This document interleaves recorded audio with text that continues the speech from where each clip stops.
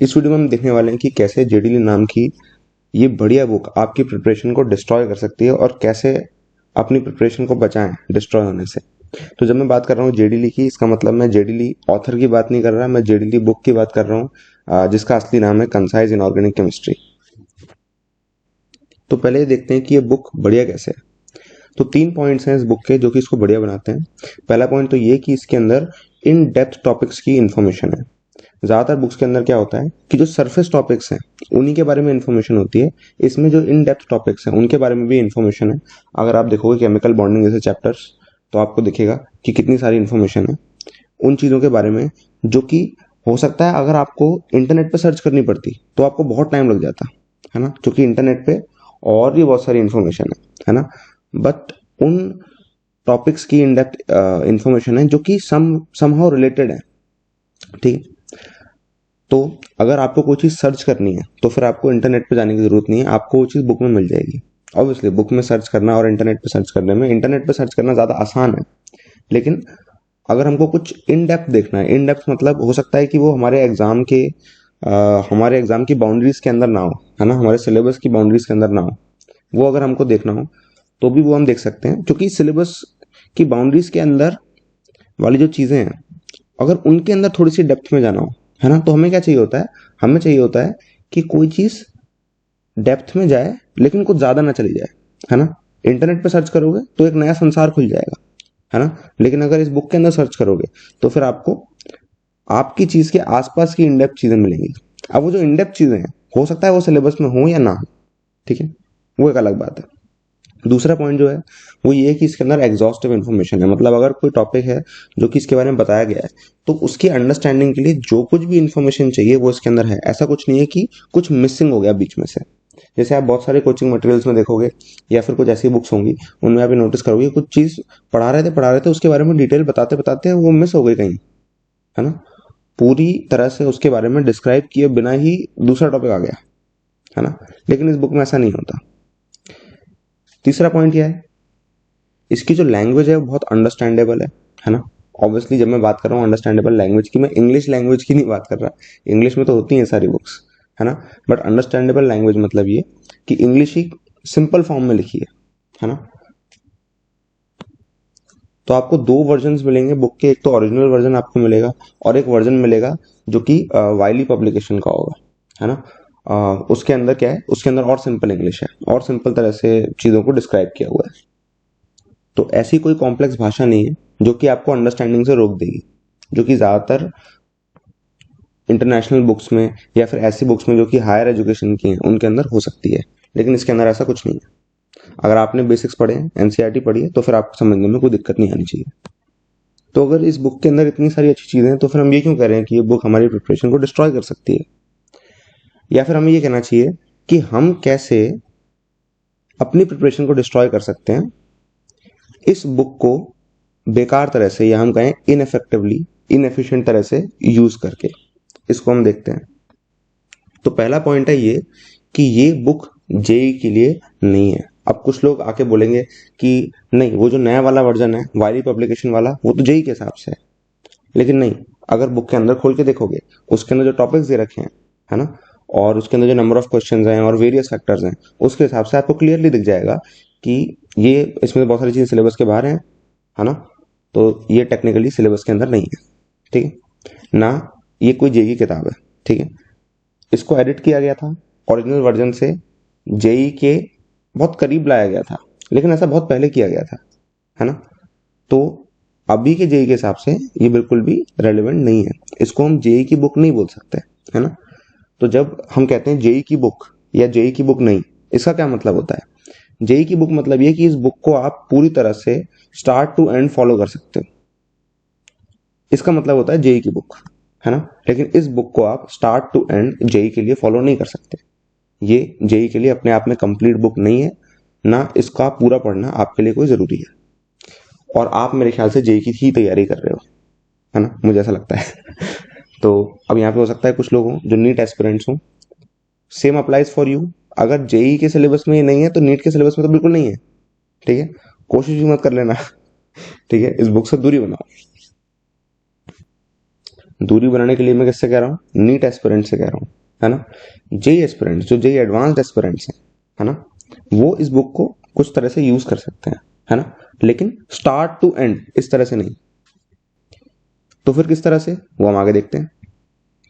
इसका दूसरा पॉइंट जो है, जो कि इसको ऐसी बुक बनाता है जो कि आपकी प्रिपरेशन डिस्ट्रॉय कर सकती है, वो ये है कि इसके अंदर जो इन्फॉर्मेशन है उनमें से बहुत सारी इन्फॉर्मेशन ऐसी है जो कि इररेलेवेंट है। मतलब भैया आप कह रहे हो कि बुक में गलत इन्फॉर्मेशन है, गलत नहीं, इररेलेवेंट का मतलब गलत नहीं होता, इररेलेवेंट का मतलब इनकरेक्ट नहीं होता। इररेलेवेंट मतलब ये कि जो इन्फॉर्मेशन है वो है, आपके लिए वो इतनी ज्यादा जरूरी नहीं है। तो 50% से ज्यादा इन्फॉर्मेशन जो बुक के अंदर है वो आपके यूज में आएगी ही नहीं, है ना। मुश्किल से 10 से 15% इन्फॉर्मेशन जो बुक के अंदर है वो आपको डायरेक्टली काम आएगी, है ना। 20 to 25% इन्फॉर्मेशन जो है वो हो सकता है आपकी इन डेप्थ अंडरस्टैंडिंग के लिए काम आ जाए, है ना, मतलब उस इन्फॉर्मेशन को आपको याद नहीं करना, अंडरस्टैंडिंग के वो काम आएगी, है ना, ऐसे हो सकता है। लेकिन 50% से ज्यादा इन्फॉर्मेशन इसके अंदर कभी किसी काम नहीं आने वाली, ठीक है। और ये मैं बात कर रहा हूँ जो जेई वाली बुक है ना, जेई वाला जो एडिटेड वर्जन है वायली पब्लिकेशन का, मैं उसकी बात कर रहा हूँ, ठीक है। जो ओरिजिनल वर्जन है उसकी तो मैं बात ही नहीं कर सकता क्योंकि वो तो बिल्कुल भी रेलेवेंट नहीं है। जब एडिटेड वर्जन है तो एडिटेड वर्जन को ही हम रेफरेंस मानेंगे। तीसरा पॉइंट इसका है कि इसके अंदर बहुत कम क्वेश्चंस हैं।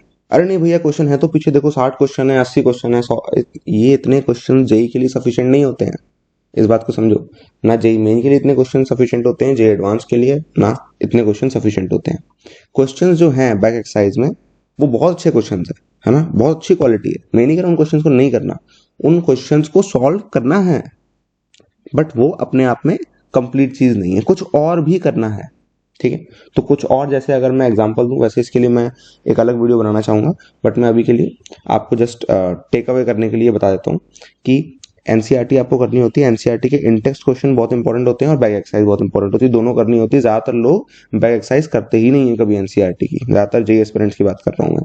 वो अपना कोचिंग मटेरियल करते हैं लेकिन एनसीईआरटी के पीछे की एक्सरसाइज नहीं करते हैं कभी भी, ठीक है। तो ये मत समझना कि वो बोर्ड वालों के लिए नहीं, उसके अंदर कुछ बहुत अच्छे क्वेश्चंस भी हैं जो कि जेई एडवांस में एज इट इज आ चुके हैं। एज इट इज छपना समझते हो क्या होता है, छपना एज इट इज एनसीईआरटी के पीछे के क्वेश्चन, तुम बिलीव नहीं करोगे, बट तुम अगर प्रीवियस ईयर क्वेश्चन कभी उठा के देख लो गलती से जिंदगी में, है ना, अपने ये कोचिंग के छोटे मोटे मॉक टेस्ट को छोड़कर अगर असली पेपर जो आए हैं अगर उनको देख लोगे तो बहुत सारी गलतियां होंगी जो तुम नहीं करोगे, है ना। तो इसलिए मैं बार बार बोलता हूँ ये किया करो, ठीक है। और एक और बुक जो बिल्कुल इग्नोर रहती है, उसको आपको इग्नोर नहीं करना आज से, ठीक है। वो क्या है, एनसीईआरटी एग्जाम्पलर इनऑर्गेनिक की, 11th की और 12th की दोनों। तो जब ये सारे क्वेश्चंस आप करोगे, JEE Main is just taken care of, mostly JEE Advance is also taken care of, but understanding बढ़ाने के लिए हम क्या कर सकते हैं, फिर जो जेई स्पेसिफिक बुक्स होती हैं, है ना, उनके थ्रू पढ़ सकते हैं, ठीक है। जेडीली के क्वेश्चंस आप कर सकते हो, बहुत अच्छी क्वालिटी है क्वेश्चंस की, लेकिन नंबर लेस है। तो अगर आप जेडीली को एज इट इज फॉलो करना चाहते हो तो फिर उसके अंदर इनफ नंबर ऑफ क्वेश्चंस नहीं है। और ध्यान रखना क्वेश्चन सॉल्व करना इनऑर्गेनिक केमिस्ट्री में इंपॉर्टेंट है। ये मत समझ लेना कि हम याद कर लेंगे रिएक्शन को, याद कर लेंगे फॉर्मूला को, याद कर लेंगे कलर्स को और फिर हम एग्जाम में टिक कराएंगे, ऐसा नहीं होता। सारे क्वेश्चन ऐसे नहीं होते जो कि आप जस्ट रट के सॉल्व कर सकते हो, है ना। या फिर ऐसे भी क्वेश्चन होते हैं जिनको अगर आप रट के सॉल्व करोगे तो आपको दिक्कत होगी, है ना। या मुझे कहना चाहिए कि आप रट के सॉल्व करने की कोशिश करोगे तो आपको दिक्कत होगी, क्योंकि मेमोराइजेशन से क्या होता है, बहुत दिक्कत होती है ना। आपकी मेमोरी ऑक्यूपाई हो जाती है तो आपकी इंटेलिजेंस काम नहीं कर पाती इतनी ज्यादा। सिर्फ एक छोटा सा पार्ट इनऑर्गेनिक का है जो कि आपको याद करना होता है और वो है फैक्ट्स, बाकी सारी अंडरस्टैंडिंग है, ठीक है। मेरा एक कोर्स है इनऑर्गेनिक केमिस्ट्री का, फ्री ऑफ कॉस्ट, जिसमें पूरी इनऑर्गेनिक केमिस्ट्री कवर्ड है, लेकिन कैसे, लॉजिकली। कुछ उसके अंदर लगभग 70 to 80 आवर्स हैं, है ना। अगर हम मेन कोर्स की बात करें तो उसके अंदर 70 to 80 आवर्स हैं। 70 to 80 आवर्स के अंदर पूरी इनऑर्गेनिक केमिस्ट्री कवर्ड है लॉजिकल वे में। मतलब ये कि आपको बहुत कम याद करना पड़ेगा, 5 से 10% भी याद नहीं करना पड़ेगा, समझ रहे हो, और कम। जितनी अच्छी आप अंडरस्टैंडिंग बनाते हो, जितना अच्छी तरह से आप कोर्स को फॉलो करते हो, उतना ही कम आपको रटना पड़ेगा, बाकी सारा अंडरस्टैंडिंग से हो जाएगा। इनऑर्गेनिक को पूरी तरह से लॉजिकली पुट किया गया है, तुम्हें इनऑर्गेनिक केमिस्ट्री मैथ्स से और फिजिक्स से ज़्यादा लॉजिकल लगेगी। इस तरह से उसको पुट किया गया, तो उसको जरूर चेकआउट करना। तो इतने सारे आपने बुरे पॉइंट्स बता दिए जेडी लिखे, तो मतलब ये एक बुरी बुक है ना, इसको फेंक दें? नहीं, ऐसा नहीं है, ऐसा बिल्कुल भी नहीं है। अगर तुम इसको प्रॉपरली यूज करते हो तो ऐसा बिल्कुल भी नहीं है कि ये एक बुरी बुक है ना। बात ये, हर बुक जो होती है ना वो इस हिसाब से बनी होती है, वो हर एक पर्पस को फुलफिल कर रही होती है ना। अब कोई बुक ऐसी है जिसके अंदर इन्फॉर्मेशन बहुत ज्यादा है ना, तो वो एक तरह से एक एनसाइक्लोपीडिया का पर्पस फुलफिल कर रही है कि अगर किसी को और इन्फॉर्मेशन जाननी हो, है ना, फॉर मोर इन्फॉर्मेशन, तो उसको भटकना ना पड़े, इसलिए कोई बुक है ना। और कुछ बुक्स होती हैं जो कि एग्जाम की सिलेबस के हिसाब से स्ट्रिक्ट है ना, उनका पर्पस है बिल्कुल टू द पॉइंट एग्जाम के आसपास ही करना। लेकिन ऐसा हमेशा सही नहीं होता कि हम एग्जाम के आसपास ही चीजें करते रहें। कभी हमको ऐसा होता है कि जब हमारा इंटरेस्ट आता है ना, अभी मैं एक ऐसी चीज बोल रहा हूँ जो कि एग्जाम के हिसाब से सही नहीं है, मार्क्स नहीं बढ़ेंगे इससे, लेकिन कभी अपना इंटरेस्ट होता है ना, तो फिर हमारे पास कुछ ऐसा होना चाहिए कि हम अगर उस मटेरियल को पढ़ें तो फिर हम उसके अंदर आगे बढ़ पाए। हो सकता है वो सिलेबस में हो सकता है सिलेबस में ना हो, बट थोड़ा बहुत, है ना, जस्ट अपना 5% टाइम हम थोड़ा बहुत इन सब चीज़ों पे दे सकते हैं। तो इससे क्या होता है, एक फायदा ये होता है कि सब्जेक्ट के अंदर जब इंटरेस्ट डेवलप होता है तो फिर जो चीज़ें सिलेबस के अंदर होती हैं वो भी आप कंटिन्यूअली कर पाते हो, है ना। अदरवाइज अगर आपका कोई इमोशन नहीं होगा सब्जेक्ट के साथ तो फिर आप उसमें आगे नहीं बढ़ पाओगे ज़्यादा, है ना।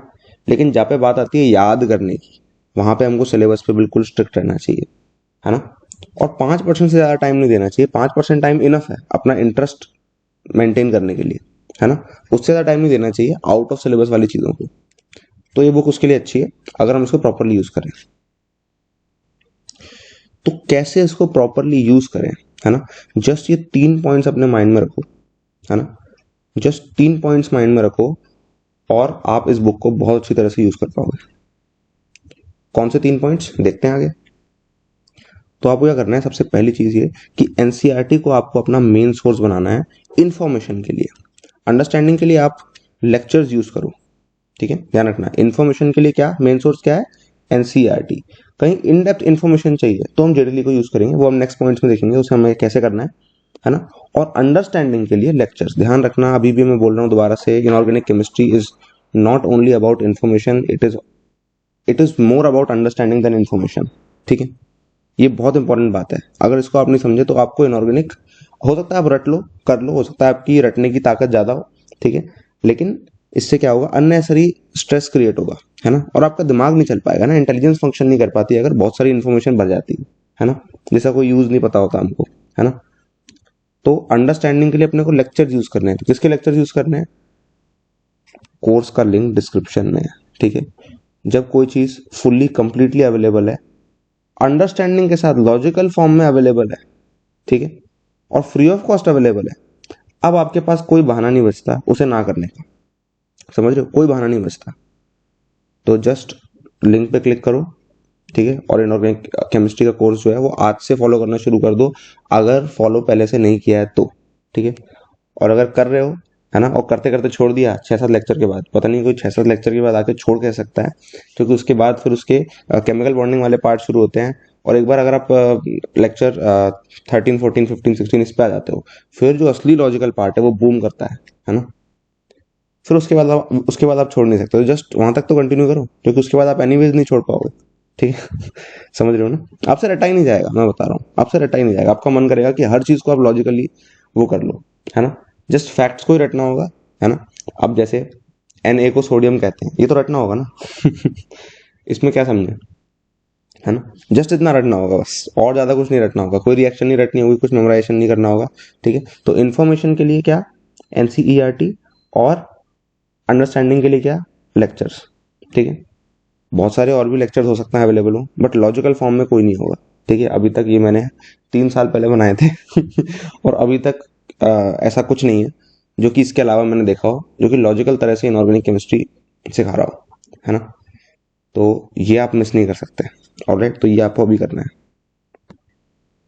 दूसरा पॉइंट ये है कि जेडी ली को आपको एनसाइक्लोपीडिया की तरह यूज करना है। अब देखना क्या, इंफॉर्मेशन के लिए एनसीईआरटी, सिलेबस पे स्टिक रहने के लिए जे एडवांस का सिलेबस, अंडरस्टैंडिंग के लिए क्या, लेक्चर्स, और जेडीली किस लिए, एनसाइक्लोपीडिया की तरह।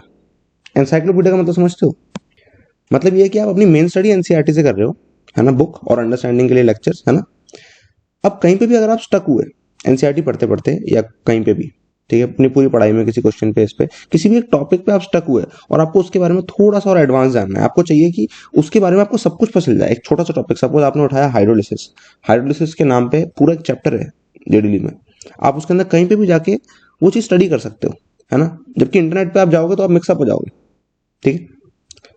तो ये देखते हैं कि जैसे ही आप कहीं पे भी स्टक होते हो या फिर आपको किसी चीज के बारे में कुछ ज्यादा जानना है, आपने क्या किया, जेडीली उठाई, अपना टॉपिक उसमें ढूंढा, उसको समझा, नोट किया और किताब बंद कर दी। ध्यान से सुनना, किताब को बंद कर दिया, ठीक है। जब भी कोई चीज ऐसी मिली आपको जिसपे आप अटके या फिर किसी चीज के बारे में आप और ज्यादा जानना चाहते हो, आपने जेडीली बुक उठाई, ओपन किया, अपना टॉपिक उसके अंदर ढूंढा, ठीक है। अपना टॉपिक ढूंढा, ये नहीं चैप्टर वाइज पढ़ने लग गए, अपना टॉपिक ढूंढना जो आपको जानना था, उसको समझा, उसको नोट किया और किताब को हाँ वाकई में बंद कर दिया, बंद करके रख दिया साइड में। समझ रहे हो? बंद करके रख दिया, समझ रहे हो ना। इसे हम कहते हैं किसी चीज को यूज करना, किसी किताब को यूज करना एज एन एनसाइक्लोपीडिया, ठीक है।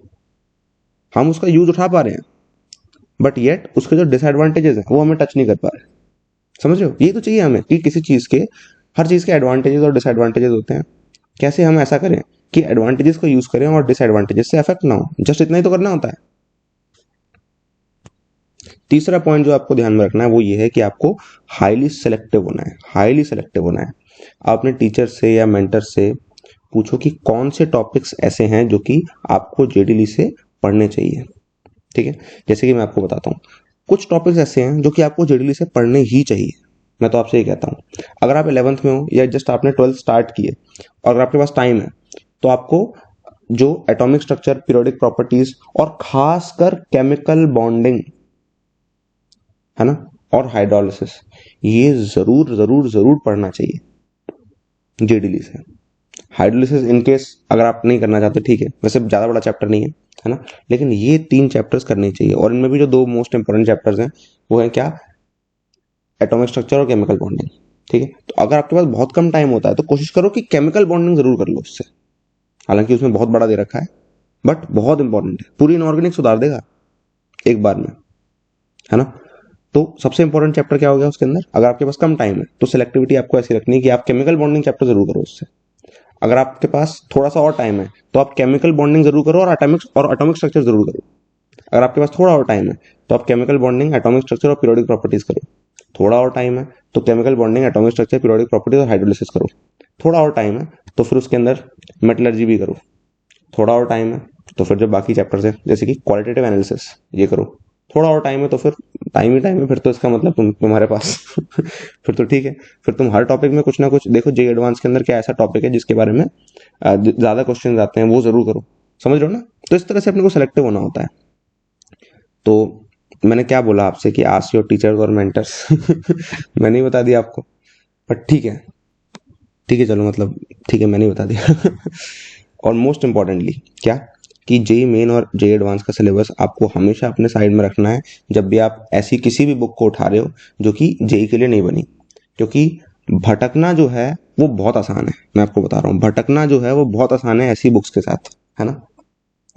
इन बुक्स में कुछ गलत नहीं है लेकिन हम भटक जाते हैं, है ना। तो अगर हम जस्ट जेई मेन और जेई एडवांस जो भी हम जिस भी एग्जाम की तैयारी हम उस वक्त कर रहे हैं, जिसको भी हमने उस वक्त प्रायोरिटी पे ले रखा है ना, जस्ट हमें उसके सिलेबस से स्टिक करना चाहिए, हम नहीं भटकेंगे, है ना, और ऐसी बुक का और फायदा उठा पाएंगे। तो आपको जस्ट इन पॉइंट्स का ध्यान रखना है जो कि आपको इस पूरी वीडियो में बताए गए हैं, है ना। बेस्ट रिजल्ट्स के लिए और इन्फॉर्मेशन और गाइडेंस के लिए आप द जे कम्युनिटी का चैनल जो है वो एक्सप्लोर कर सकते हो। बहुत सारी वीडियोस हैं, 600+ वीडियोस हैं। आप कोरा स्पेस एक्सप्लोर कर सकते हो और आप मेरी प्रोफाइल एक्सप्लोर कर सकते हो जिसमें मैंने बहुत सारे जेई के क्वेश्चंस का आंसर दे रखा है ना। उससे आपको बहुत सी गाइडेंस मिलेगी, बहुत यूजफुल होगा। और अगर आप अपनी स्टडी में रेगुलरिटी बनाना चाहते हो तो आपको एक कम्युनिटी चाहिए होगी, है ना। द जे कम्युनिटी के कुछ व्हाट्सएप ग्रुप्स हैं, है ना, और भी ग्रुप्स हैं और भी सोशल मीडिया पे, बट अभी अभी के लिए व्हाट्सएप ग्रुप्स जो हैं वो ओपन है आपके लिए, आप उनको ज्वाइन कर सकते हो।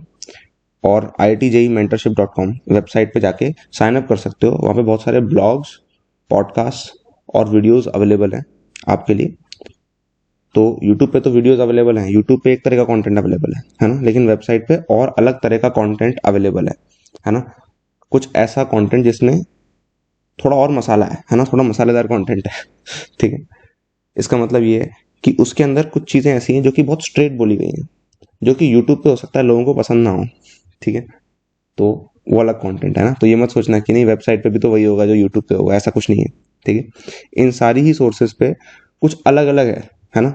सारा वो नहीं है जो यूट्यूब पे होता है एज इट इज़, वो नहीं है, बहुत सारी चीज़ें अलग अलग हैं। ऑलराइट, तो इन सब के लिंक्स जो हैं वो आपको डिस्क्रिप्शन में मिल जाएंगे। और अपनी लर्निंग्स को कमेंट करना मत भूलना, है ना। एज इट इज स्लाइड मत चिपका देना, जस्ट बहुत शॉर्ट में जितने सारे पॉइंट्स हैं, सिर्फ 3 पॉइंट और 3 पॉइंट नहीं है, बहुत सारे पॉइंट्स हैं जो कि आपने वीडियोज में सीखे होंगे, 10+ पॉइंट्स होंगे। तो उनकी लर्निंग्स जो भी हैं वो आप कमेंट करो, बहुत शॉर्ट में करना, ज़्यादा टाइम नहीं देना, जस्ट 2-3 मिनट में लिख सकते हो आप। और अगर 2-3 मिनट में नहीं लिख सकते, इसका मतलब क्या है, इसका मतलब वीडियो में से हमने कुछ मिस कर दिया और अगर इनकेस हमने कुछ मिस कर दिया तो फिर हम जाके बहुत सिंसियरली वापस जाके देखें कि क्या हमने मिस कर दिया, ठीक है। ये बहुत इंपॉर्टेंट है। कोई भी चीज़ हम देख रहे हैं, कोई भी चीज़ हम समझ रहे हैं, हमने उसमें 20 मिनट्स दिए, 20+ मिनट्स दिए, तो ऐसा नहीं होना चाहिए ना कि वो चीज़ इनफेक्टिव हो जाए, है ना। जो भी अपन कर रहे हैं, जितना भी टाइम दे रहे हैं, वो अपन बहुत क्वालिटी टाइम दें, है ना। ये हमको देखना चाहिए। लर्निंग कमेंट करने से बहुत बहुत सारे फायदे होते हैं, है ना। मैं इनको कई वीडियोस में बता चुका हूँ, बट जिनको नहीं पता, बहुत फायदे होते हैं। एक तो ये कि जो कुछ भी आपने सीखा वो बहुत कॉन्क्रेटाइज हो जाता है, बहुत कॉन्क्रेटाइज हो जाता है। और ऐसा पाया गया है कि जो लोग कमेंट करते हैं वो, उनमें से ज़्यादातर लोग उसको एग्जीक्यूट करते हैं, ठीक है। जो लोग कमेंट नहीं करते वो अपना मुंह फेर लेते हैं, उनमें से ज़्यादातर लोग उस चीज़ को एग्जीक्यूट नहीं कर पाते। समझो, ये पाया गया है रिसर्च से, ठीक है TJC के चैनल की रिसर्च से पाया गया है। और ये है कि एक तरह से ये एक स्टूडेंट का साइन है कि एक स्टूडेंट जो है वो वीडियो देख रहा है एंटरटेनमेंट के लिए नहीं, क्योंकि यूट्यूब को एंटरटेनमेंट के लिए भी यूज़ किया जा सकता है। अरे वाह, JD Lee कैन डिस्ट्रॉय, ये तो बड़ा मसालेदार लग रहा है इसको एंटरटेनमेंट की तरह भी लिया जा सकता है और इसको एजुकेशन की तरह भी लिया जा सकता है। तो एक स्टूडेंट की ये पहचान है कि वो अपनी लर्निंग्स कमेंट करे, सिर्फ TJC की वीडियोस पर नहीं, हर एक एजुकेशनल वीडियो पर जो भी उसने सिंसियरली देखी है, उसे अपनी लर्निंग्स को कमेंट करना चाहिए। क्योंकि लाइक तो कोई भी कर देता है, लाइक डिसलाइक करने में क्या है, लाइक डिसलाइक कोई भी कर देता है, जिसने वीडियो ना भी देखी हो वो भी कर सकता है, लेकिन कमेंट वो नहीं कर सकता जिसने वीडियो ढंग से नहीं देखी, है ना। ये पहचान है एक इंटेलिजेंट स्टूडेंट की, ये पहचान है एक स्टूडेंट की, ठीक है। तो अगर आप लर्निंग के लिए आए हो तो फिर आपको ये काम करना होगा, ठीक है। सिर्फ इस वीडियो पे नहीं, TJC की सारी वीडियोस पर, और सिर्फ TJC की सारी वीडियोस पर नहीं, सारी ही एजुकेशनल वीडियोस पर हमको ये करना है, ठीक है। ये एक स्टूडेंट की पहचान है, ये TJC की पहचान है। Alright, all the best.